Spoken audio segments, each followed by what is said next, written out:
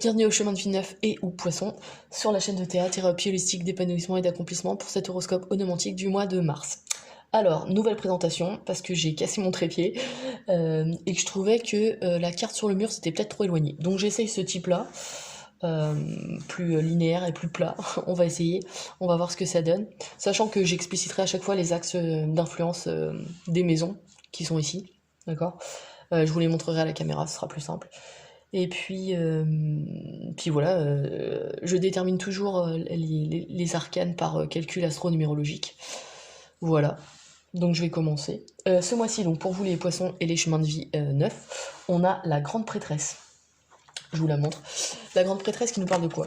Ce mois-ci pour vous, c'est vraiment son énergie qui va courir sur l'ensemble du mois. C'est l'intuition, c'est le rêve, c'est le fait d'écouter son côté féminin, c'est-à-dire plus passif, plus intériorisé, d'accord? Contrairement au magicien qui est plus dans, ou le battleur, qui est plus dans l'action parce qu'il a une énergie masculine et plus yang, on va dire. Là, on a une énergie plus yin, normal, en dualité, plus intériorisée et qui est plus à l'écoute de sa sagesse intérieure, en fait. Là, on a vraiment cette notion d'intériorité et un peu comme la lune, vous voyez, qui représente le radar émotionnel. Là, on a un peu la même chose, sauf qu'on a ce côté féminin qui est à assimiler, d'accord?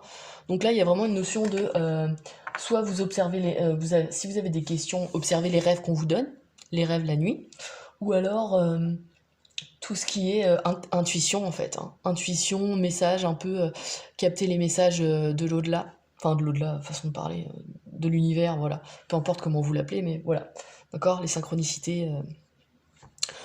Ensuite, alors on a un gros axe qui concerne 6 maisons, parce qu'on a des corrélations par maison et des corrélations par arcane. Donc on a un gros axe que je vais définir après. Je vais commencer par le plus simple, entre guillemets, qui comporte que 2 maisons. On a l'axe maison 2, maison 10. Alors, maison 2, maison 10, donc ils sont tout au bout là. La maison 2, c'est quoi? C'est la maison des finances. C'est la maison de l'argent qu'on gagne. Des efforts qu'on va mettre vis-à-vis de ce qu'on... des efforts qu'on va mettre pour gagner cet argent. Du comportement qu'on a vis-à-vis de l'argent. Et la maison 10, c'est les honneurs, c'est la réussite sociale, c'est le côté professionnel des choses, mais du côté plutôt ambitieux, d'accord? C'est vraiment dans le but d'avoir un objectif de vie, d'accord? C'est vraiment ça, c'est avoir un objectif et peut-être d'en récolter des honneurs si ça marche bien, hein, d'accord? Ici, on a la 6 de bâton et la 6 de denier. Alors la 6 de denier, elle est dans la maison 2. Cette 6 de denier, elle nous parle de quoi? La maison 2, donc c'est l'argent, comme je vous l'ai dit. La 6 de denier nous parle de savoir donner et recevoir. Donc ici, il y a un équilibre financier à trouver. C'est-à-dire que un équilibre financier ou tout du moins concret, matériel. C'est-à-dire que soit vous pouvez aussi donner de votre temps, faire des dons en espèces, enfin en argent ou de votre temps. Donc là, c'est le côté donner, et il y a le côté recevoir. Donc vous allez peut-être recevoir une somme d'argent. Mais il faut trouver cet équilibre justement entre donner et recevoir. C'est ça dont parle cette carte, d'accord? Sachant qu'en face, on a dans la maison 10, donc la maison professionnelle, les réussites pro et tout, on a la 6 de bâton. On a peut-être une notion ici. Alors, le 6 de bâton déjà, c'est le combat réussi, d'accord? C'est on rentre victorieux après un combat difficile, on est victorieux et on est acclamé. D'accord? On a le triomphe ici. Une notion du triomphe. Un peu comme dans le chariot, mais en plus... non, un peu comme le chariot, sauf que c'est une arcane mineure. Voilà. Et donc dans cette maison 10, qui représente la maison des honneurs, on a cette notion de réussite. Donc ici, il y a peut-être, avec l'autre 6 de denier qui est dans la matière, d'accord? On a peut-être cette notion de promotion et d'augmentation. C'est possible. Ou alors vous essayez de trouver un équilibre entre justement parce qu'en numérologie le 6 c'est les responsabilités, il y a peut-être cette notion là aussi, c'est-à-dire que la promotion va vous amener une réussite financière importante, ça c'est possible, mais les responsabilités qui vont avec, et c'est là qu'il faut essayer de trouver peut-être un équilibre entre donner de votre temps et recevoir cette augmentation par exemple, vous voyez, voilà, il y a ce genre de symbolique. Ouais. Ouais, je pourrais pas dire grand chose de plus là, qu'est-ce qui pourrait me venir? Oui, pour ceux qui sont dans l'associatif, c'est possible aussi. Hein, cette notion de trouver justement un équilibre entre donner de son temps et peut-être recevoir la reconnaissance due à votre investissement dans une activité associative. C'est possible. D'accord ? Il y a vraiment une notion d'équilibre, mais il y a quelque chose de positif dans le sens où on vous donne les honneurs. Enfin, là, il y a une carte de triomphe et de réussite après un combat, et c'est dans la maison de la réussite sociale. Donc il y a quelque chose qui est plutôt positif. C'est comme si on vous récompensait de votre investissement. Le fait que, malgré le fait que vous travaillez, par exemple, vous trouvez le temps de vous investir pour une cause qui vous tient à cœur, par exemple. Voilà. Il y a cette notion-là durant ce mois de mars pour vous. Ouais.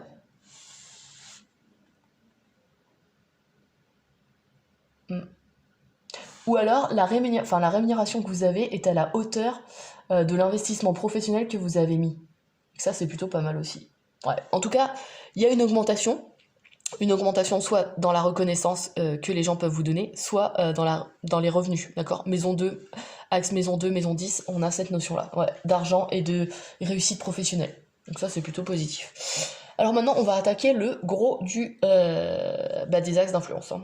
Le gros du panier. Donc ici, je vais commencer par la maison 5, maison 8. Alors, la maison 5, déjà, c'est la maison des enfants. C'est la maison de la création. C'est les traces qu'on veut laisser dans le monde. D'accord ? Ici, on a la renaissance. La renaissance, c'est le jugement. Et le jugement nous parle de quoi ? Nous parle de libération. Il nous parle de seconde chance. Il nous parle de répondre à un appel, à une vocation. On a une notion ici de trouver sa voie. Avec la maison 8, qui est la maison des transformations, qui est juste là, on a le 2 de coupe. Et alors là, c'est là où c'est top. C'est que le 2 de coupe nous parle de quoi ? Alors déjà, dame-sœur, d'accord ? Donc de rencontres amoureuses, ça c'est possible. Mais là, de ce que je vois, on est dans la maison de la sexualité aussi. Donc il y a peut-être un partenaire sexuel un partenaire en tout cas qui vous... qui vous apporte une transformation. Alors je le dis mal par rapport à la maison 5, mais parce que la maison 5, c'est la maison des amours aussi. Je l'ai pas dit, mais voilà. Ici, on a peut-être justement un partenariat amoureux, d'ordre amoureux et sexuel, qui colle bien, qui permet d'amorcer une transformation, ou du moins qui vous donne une seconde chance. Donc ça, c'est plutôt cool. En tout cas, d'un point de vue amoureux. Si c'est pas ça, c'est le 2 de coupe, c'est de trouver de trouver sa voie, comme le jugement, mais en plus intime. C'est-à-dire que c'est vraiment à l'intérieur de vous, vous avez trouvé votre place. Et ça, je pense que tout le monde rêve de trouver sa place. Et vu qu'on est dans le domaine de la créativité et de la transformation, il y a peut-être un domaine créatif qui vous appelle, d'où le jugement, la vocation et l'appel, répondre à un appel, et qui va transcender. Ouais, qui va vous connecter à votre vous intérieur. Alors, je parlerai pas d'enfant intérieur ici, mais on parle plutôt de faire vibrer votre cœur. D'accord ? Le 2 de coupe, c'est vraiment l'osmose émotionnelle. Donc, on a vraiment cette notion-là. Et ça, là aussi, c'est positif. Hein. Ouais. On a quelque chose de libérateur et de connexion. D'accord ? Que ce soit avec une autre personne, ou avec une activité créatrice, ou même avec le domaine des enfants. On a une notion de libération dans le domaine des enfants aussi. Ouais. Sachant que le jugement aussi, de façon terre à terre, c'est aussi un délibéré du juge, ou un jugement. Et là, on a cette notion-là de libération. Donc, vous êtes peut-être dans l'attente d'un jugement en rapport avec vos enfants, d'accord, pour avoir la garde des enfants, des choses comme ça. Sachant que la maison 8 en face, elle est dans la maison des transformations. Avec ce 2 de coupe, on a cette osmose. Donc, je pense que le jugement peut être positif pour vous. D'accord ? Il ira dans votre sens. Les cartes ne sont pas mauvaises, donc pour moi, elles iront dans votre sens. Et ça, c'est plutôt pas mal. D'accord ? Ensuite, de cette maison 5, on repart sur la maison 11. Parce qu'il y a dans mes calculs, la maison 5 est tombée 2 fois. Donc la maison 11... Elle nous parle de quoi ? Elle nous parle de soutien, d'appui, d'amitié, d'espoir aussi, d'accord ? Des aides extérieures. Là, on a le 4 d'épée. Le 4 d'épée qui nous parle de méditation, de relaxation, de repos après un combat. Après, sachant que la 4 d'épée suit la 3 d'épée, logique. La 3 d'épée, c'était le chagrin d'amour. Vous voyez, c'est le cœur qui est transpercé par 3 épées. Et là, alors on n'a pas spécialement guéri, mais disons qu'on s'est mis au repos pour justement panser ses plaies, d'accord? Là, il y a une notion de méditation, de repos salvateur et d'intériorisation. N'oubliez pas que vous avez la grande prêtresse ce mois-ci, donc il faut vraiment, je pense, arriver à vous poser et déjà à vous reposer, vraiment. Là, il y a vraiment une notion de repos parce que le combat a été difficile à mener et de méditation ou des disciplines, des techniques méditation, yoga, enfin voilà, des disciplines qui vous permettent de vous reposer mentalement et physiquement, d'accord? Ouais. On va pas rentrer dans l'ésotérique et tout, mais il y a des disciplines qui permettent de se zénither, entre guillemets, d'accord? Avec cette 4 d'épée, on a, donc dans la maison 5, on a une autre arcane, c'est le mât, le fou. Et ici, on n'a même pas cette notion de libération. On n'a même pas cette notion de libération, contrairement au jugement qu'on avait dans l'autre maison 5, maison 8, l'autre axe. Ici, on a carrément une notion de liberté. On est libre. Et cette liberté, elle est amenée par la maison 11 qui nous parle de... Ah non, excusez-moi, elle est amenée par la maison 5, la maison des enfants, la maison des créations, la maison des amours. Donc là, c'est pareil, cette libération, déjà, elle est amenée par le jugement. Et en plus, vous êtes, ou vous avez envie d'être libre. Que ce soit dans le domaine donc de l'éducation des enfants, dans le domaine de la créativité, ou le domaine des amours. Il y a une notion ici de liberté et de... Alors, le mage, j'ai tendance à dire que c'est le chaos primordial. C'est-à-dire qu'il y a un super potentiel créateur, mais que c'est à vous d'en faire ce qu'il est, c'est-à-dire que, d'en faire ce que vous voulez. Et ici, il y a cette notion de justement de nouveau départ et d'aller de l'avant, d'être libre de toute limite en fait. Ouais.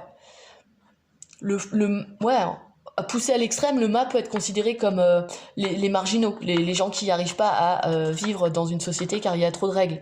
Mais il y a quand même cette notion de liberté qui est positive, d'accord ? Donc là, de ce que je peux comprendre ici, si vous arrivez à prendre du repos, à prendre soin de vous, et de toute façon, il y a des réponses positives qui arrivent, que vous écoutez votre cœur avec le 2 de coupe, on a cette connexion, cette osmose, qui vous amènera justement à une seconde chance et à une libération, enfin à la liberté d'être. Donc ça, c'est plutôt cool. Et donc, ce mât, parce que comme je vous l'ai dit, il y a 6 maisons qui sont concernées, ce mât, il retombe dans une autre maison, autre que la maison 5, il tombe dans la maison 3. La maison 3, c'est quoi? C'est la maison du message. La maison des messages, de la communication, des frères et sœurs aussi, et des petits déplacements. Et cette nouvelle, comme je vous disais tout à l'heure, elle arrive de cette maison 3. Et il y a le mât dedans. Et c'est quoi? C'est un message de liberté. Donc je pense qu'il y a, pour certains d'entre vous en tout cas, il y a une notion d'attente de jugement. Donc le message sera positif, il va vous enlever un gros poids, vous vous sentirez beaucoup plus libre. Et plus libre d'être ce que vous avez envie d'être en fait, hein, d'autant plus avec le 2 de coupe.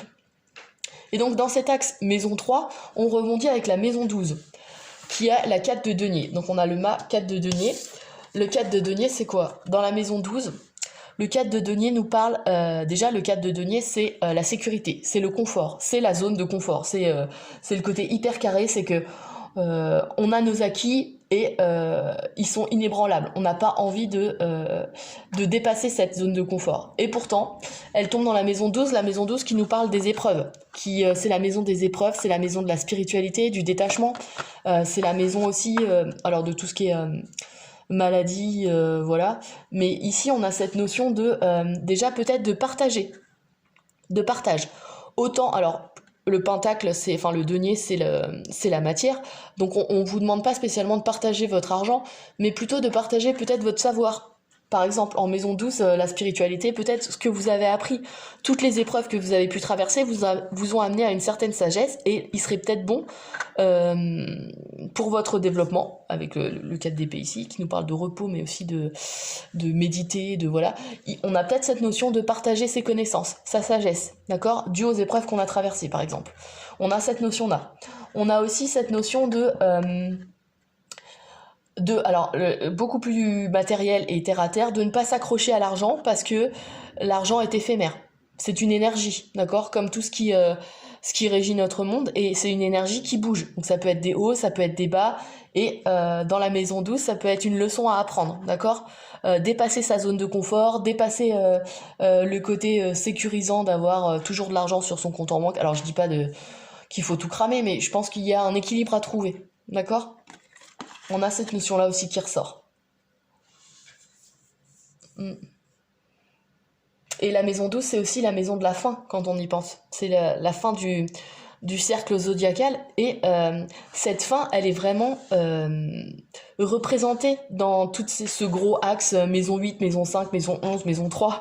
On a cette fin qui nous parle de, justement, on est libre, on a le droit à une seconde chance avec le jugement, donc cette zone de confort, il faut qu'on la dépasse, d'accord? On doit dépasser cette zone de confort pour aller vers quelque chose peut-être de plus créatif avec la maison 5, ou de plus investi dans l'éducation des enfants, ou même les amours, avoir un amour différent, d'accord? Il y a une notion ici de dépasser ce que l'on connaît pour peut-être agrandir justement ses acquis, d'accord? Voilà, c'est ce que j'aurais tendance à dire, à dire pour vous, les chemins de vie neufs et ou les poissons. Pour vous. Et n'oubliez pas, ce mois-ci, il faut vraiment écouter votre intuition. Essayez d'observer les rêves, vos rêves, ce qui peuvent vous amener comme réponse ou comme symbolique qui pourrait vous parler. Mais il y a vraiment un... Bah là, je vais me répéter, hein, mais une transformation. Ouais, là, il y a pas moyen. Une libération, une transformation. Et en plus, qui est... Enfin, je veux dire, on a quand même le 2 de coupe qui nous parle d'osmose, d'accord? Que ce soit avec une autre personne ou avec vous-même, qui vous permet de vous épanouir, en fait, tout simplement. Donc c'est un mois plutôt positif, hein. Voilà pour vous les chemins de vie neufs et les poissons. Bon, bah je vous dis au mois prochain. N'hésitez pas à liker, à partager et à vous abonner. Je propose différentes disciplines sur mon site internet si ça vous intéresse. www.ta-accompagnement.com. Alors il n'est pas trop fonctionnel en ce moment, donc n'hésitez pas à utiliser mon numéro de téléphone qui est dessus et à m'envoyer un SMS ou un message vocal, à me laisser un message vocal si vous êtes intéressé par une analyse onomantique ou autre. Voilà. Eh bien je vous dis au mois prochain.